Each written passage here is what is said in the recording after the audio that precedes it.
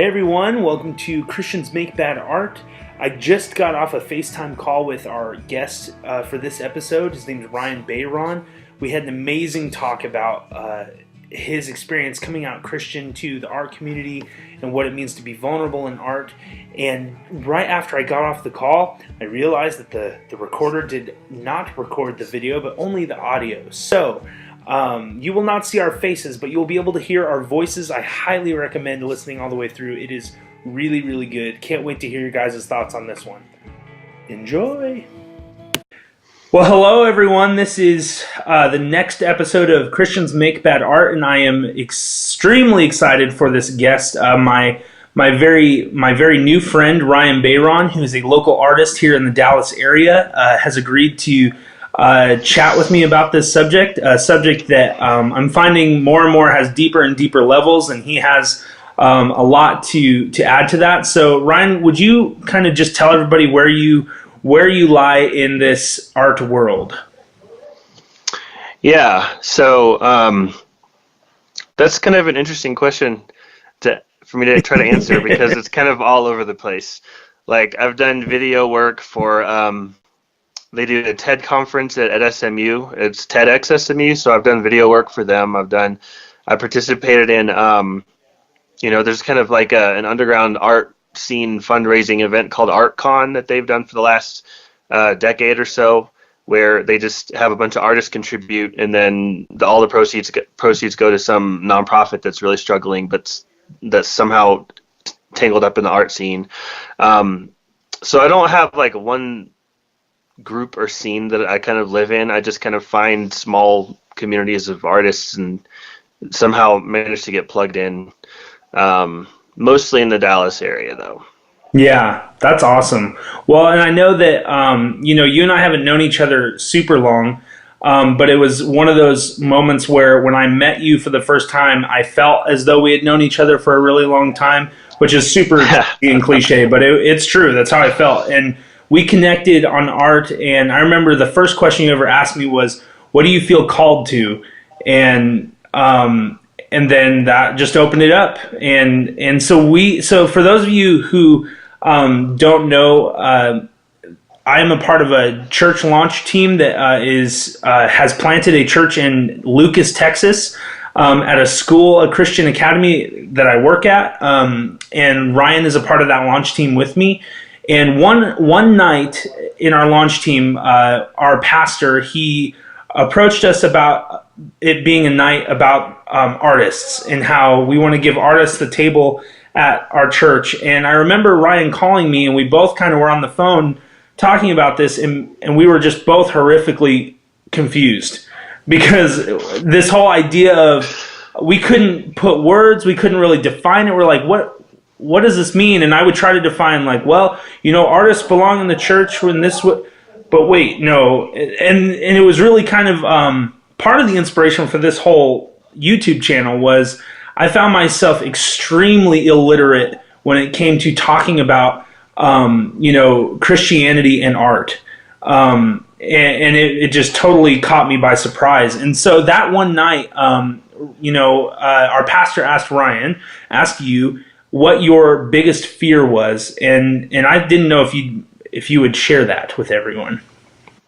Yeah. So hands down, without a doubt, my biggest fear, more specifically, my fear was being like very deeply involved in a church, was that people in the art community that know me as an artist would start to know me as a Christian as well. And it was really weird to say that out loud. Yeah. Because I grew up in the church and we were all about not being ashamed, and there was nothing, I don't know. The deeper I got in artistic communities that I find myself in, the less room I find for faith, for at least institutionalized faith.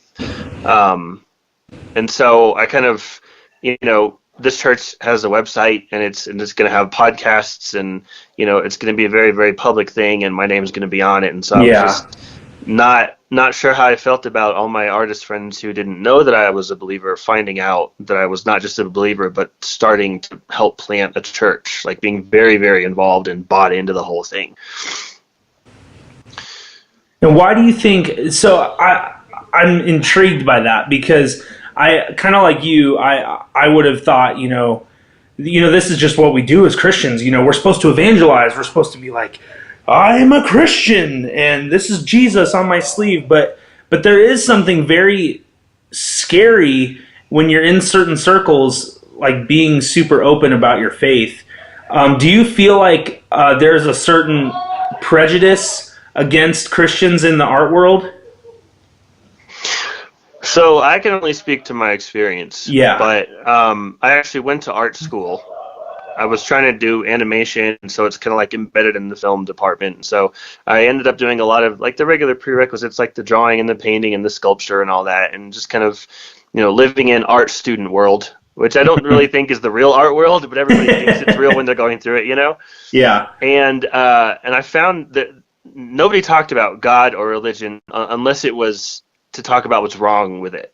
And so I kind of got this idea that at least my generation of people seem to have, at least in the art world, developed an allergy to religious institutions. But as I dug deeper and kind of had some conversations, I found that a lot of those people came from that world and had like walked away from it. And so there was like a hurt there. There was a resentment there. Or if not, they knew people who had been burned by the church and they were just carrying that as well. Yeah. And so I don't remember your question. Yeah, I think it was just, I feel like because even when I've gone and played, when I was in my extremely cheesy, horrible Christian metal band, and we'd go play with bands, and they would hear our lyrics or they'd hear that we were Christians, I definitely felt super pushed out and or judged by the fact that we were Christians, and that suddenly we can't create anything good because do you feel that way? I feel like that's the stigma in the art world, and I feel like Christians are the reason that exists, because you have, for every popular secular band, it seems like Christian radio has like the Christian equivalent of that band.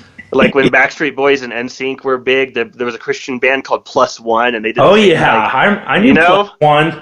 Yeah, it was the exact same show, but the lyrics were about Jesus. And then there's secular movies, and then there's the Christian versions of those movies, and they're all terrible and they're all cheesy, and they're all what ends up finding its way to the mainstream. So when people who aren't embedded in the Christian universe see that art, it's just bad art. Whether it's Christian or not, it's just not well done. But people say, okay, well, this is the Christian art that I see. This is all that they show me. So what other reason do I have to believe that Christians can be actual, authentic artists? It all seems fake.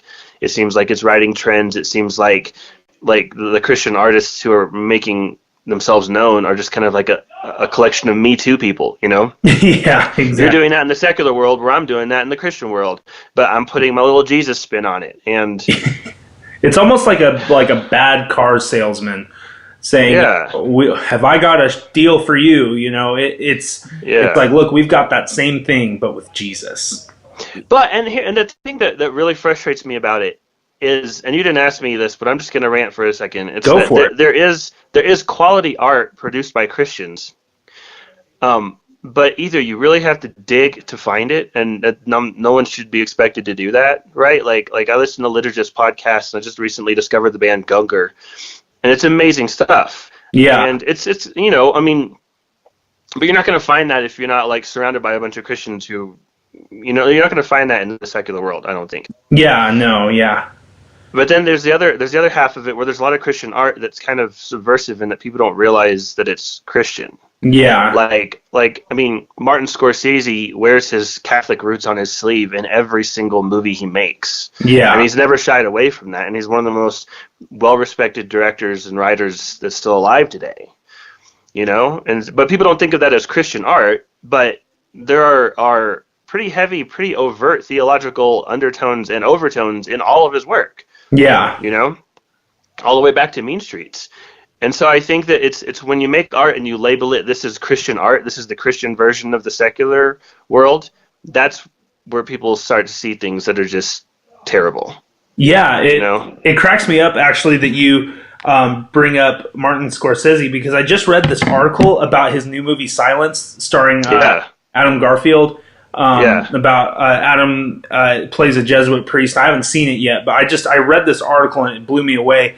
Where Adam talks about his deep fear to be seen on stage or even on camera. And this, I wanted to read you this quote and see if you thought this connected at all.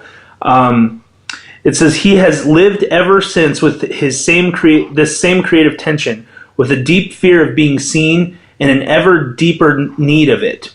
If it is being seen in our imperfection that terrifies us, it is being held in our vulnerability that will redeem us." And I just wonder what the relationship between good art and vulnerability is. You know what? So I mentioned that I contributed to ArtCon this past year. And it sounds like, because the word con, it sounds like it's a convention, but it actually stands for Art Conspiracy. And their whole thing is to try and kind of be subversive and to kind of like, you know, take a hold of funding things that the system forgot, you know? Yeah. And so there's a lot of people there who are just kind of like anti-everything. You know, like, you know, the people who just love being anti-things? Yes, I find many of them at seminary. Yeah, I bet you do. Like, everybody there has a soapbox, and it's always a soapbox against something. And there's always a soapbox against something big or something powerful or, you know, and so a lot of times you find people in that crowd, in that community, who, if they have any relationship with religion at all, it's to push back against it. And yet I'm in the middle of all these people making art and doing my best to do exactly what you said and be vulnerable. And I spent an entire day staring at a blank piece of paper and kind of like digging into myself, being like, what do I have to say to these people? What do I have to say to people in general? And it was an auction, and so the money is going to a good cause, so you want something that's going to sell. And so you find yourself in this weird place where, like, you're torn between super vulnerable and transparent and personal and something that you think is going to be marketable to the people you know are in the room. Yeah. And after staring at a blank white piece of paper for almost an entire day, I got out a calligraphy pen and I wrote the words, "You are enough," in the smallest little tiny script I could in the very middle. And so you had to, like, you could see from afar that there was something written, but you had to get really close to see what it was. And then it just said, "You are enough." And I mean, by the time that one came up to auction, people were going crazy about it. Like, it was a pretty aggressive little bidding thing, and it sold for a lot, at least more than I ever thought it would. And so obviously it touched a lot of people. But the weird thing is that little phrase, "You are enough," that's kind of Jesus' message. Yeah. There's a lot of gospel in that little tiny phrase. And it was then that I realized that if I'm a Christian and I make art and I'm honest with myself and I'm transparent and vulnerable, like you're saying, then what happens, the art that comes from that is going to be a mirror of my theology. Yeah, absolutely. And so I can't make honest art without it being technically Christian art. Yeah, exactly. You know, there weren't any crosses on it. It wasn't in quotes with a little hashtag that says Jesus or anything like that. Like, it wasn't overtly like, this is a Christian thing. But there were no water metaphors with Jesus. Right. Exactly. But the second I dug in and I said, "Okay, Ryan, what do you have to say to people?" It was a very, very Christian message that came out. And so I find that so true even when I'm trying to write lyrics for a song. That even if I'm writing a song about love between two people, for some reason I can't escape this greater idea of God's love, even if it's not like really explicit in the lyrics. It's there. It's kind of always there because it's so a part of me that I can't like not have it come through. I mean that it's hard though, because there is this fear, like, man, I don't want people to not like this or not listen to it if they pick up on it. Yeah. Well, I mean, it's like you're saying, like, if God has a presence in your life, then God is going to have presence in your art. Mm-hmm. If your art is honest. And that, going back to all the Me Too people, I think that's why it's just so shitty, is because they're not being honest. They're not being transparent. They're not bringing any piece of themselves to the table. They're just looking at what everybody else in secular land is doing, and they're trying to copy it. And Yeah. that's not art. You know, you do that in the secular world, and it's going to be terrible too. You know? I actually had a job in high school where I worked at a Christian bookstore, and my whole job was to help people find the Christian equivalent of secular bands. Like that was my whole job. Was they're like, oh, you want to know who is a good Slipknot equivalent in the Christian world? Well, go talk to Jesse.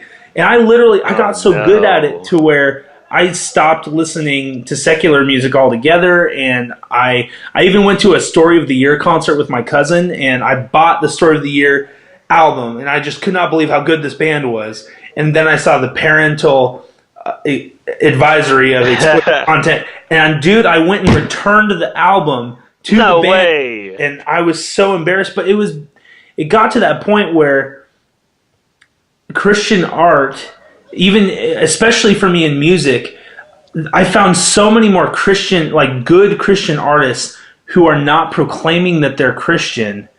Yes. And that really threw me for a loop. And even recently, I had a friend turn me on to Terrence Malick's Tree of Life, this movie that is so, like, it's so Christian, and there's so many, spiritual things in it, but he's not saying, I'm a Christian director, or this is a movie about Jesus.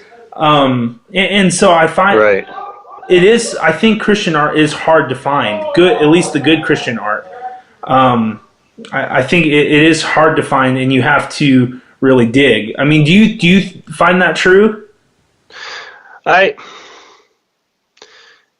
See, that's a tough idea for me to navigate, because I actually hate the idea of Christian art.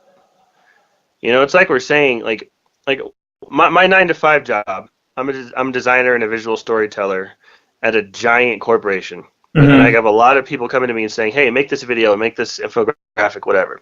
And when you have a room full of people who each have their checklists of what they need this thing to contain, it's setting itself up to be horrendous. Yeah. Because they're coming at it from the wrong angle. Whereas if they say, hey, we have a new team, here's what the spirit of this team is, we need a logo, just encapsulate that spirit, however you want to do it. Then something real and tangible and great can come out of it, right? And so I think the whole idea of Christian art is you have your little mental checklist of you got to include the gospel, you got to include Jesus, you got to include blah, blah, blah, blah. And it's the exact same thing. That's why it ends up being a disaster. And I'm going to tell you a story.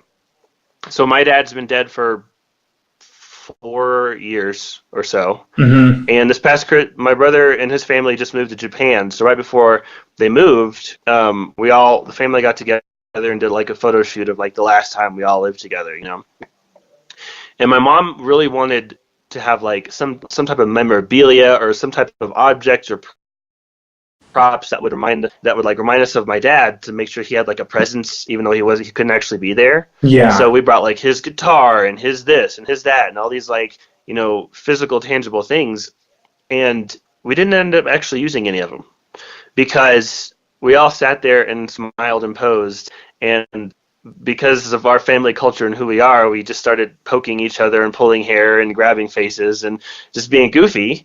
And we all realized that was something that my dad did. That was something that my dad injected into our family culture. That's what he did for family photos. And so just by merit of us being who we are, being true to ourselves, my dad had a massive, massive presence in every single one of those things. We didn't have to hold up a sign with his name. We didn't have to hold very overt things that say, hey, let's point to this and say this is where my dad fits in here.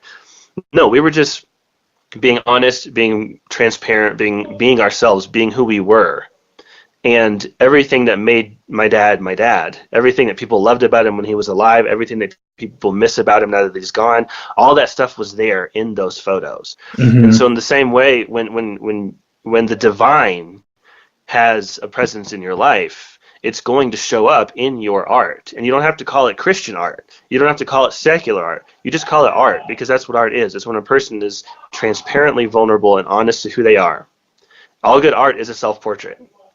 So if you identify as a child of the divine, then that's going to be there whether you want it to or not. You don't have to label it Christian art. You don't have to decide it has to have Jesus, it has to have the gospel, it has to have scripture. It doesn't have to be any of that.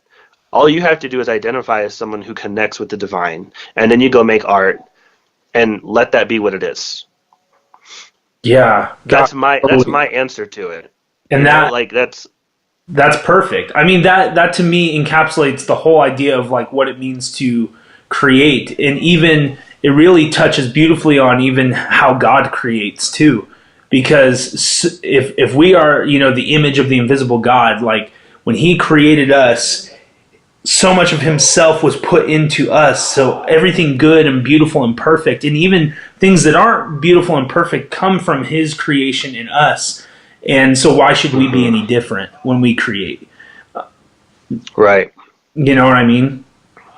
And to bring it full circle, that day that Brett asked us what our biggest fear was, that was hands down my biggest fear. But it's really not anymore.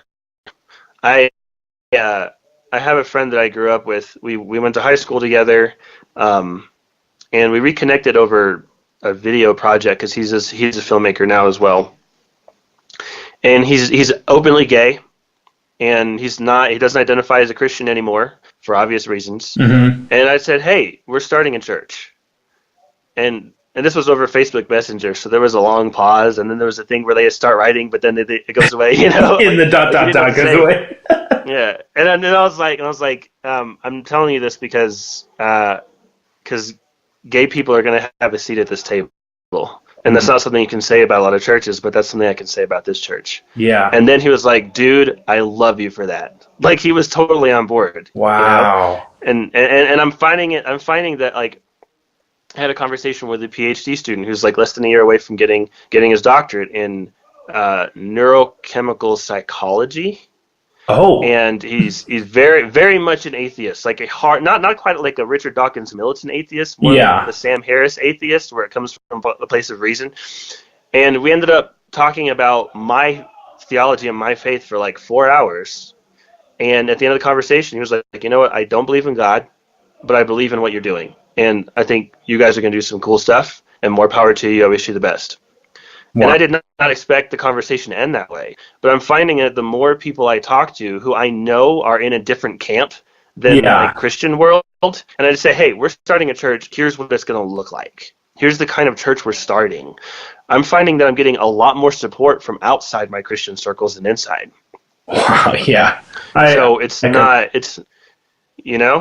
I'm not really that afraid anymore. I'm kind of more afraid to tell my Christian friends what we're up to. You know?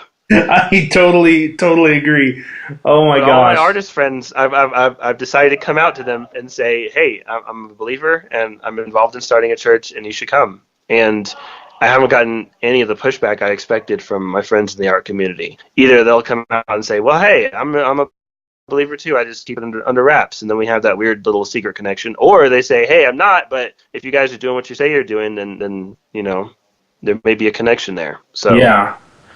Well, Ryan, I can't tell you how thankful I am to have you share with us tonight, and I know that we'll have many more conversations like this, but truly thank you so much, my friend, for being vulnerable and sharing your heart. It's perfect for this evening. Well, thanks, man. I'm always open to talk about this kind of stuff. Awesome, brother. Well, I'll talk to you soon.